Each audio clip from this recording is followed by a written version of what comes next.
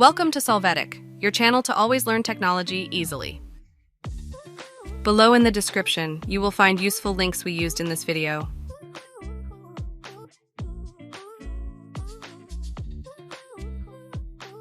Today at Solvetic, we will see how to transfer files from Android to PC with USB. The first thing we need is a USB cable, which we will connect on one side to our phone and on the other to the PC.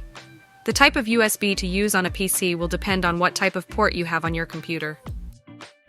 We start by connecting the cable to our mobile phone, and then we will connect the other end to the PC. After the connection, a notice will appear on our phone about the type of connection. In this case, we will choose Transfer Files. If no warning appears, connect to another port on the PC or try another cable. After this, we are going to go to our PC where the mobile phone will have already been detected as a storage unit.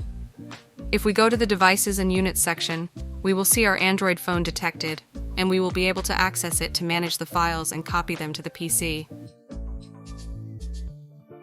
Hey, remember to subscribe Solvetic channel.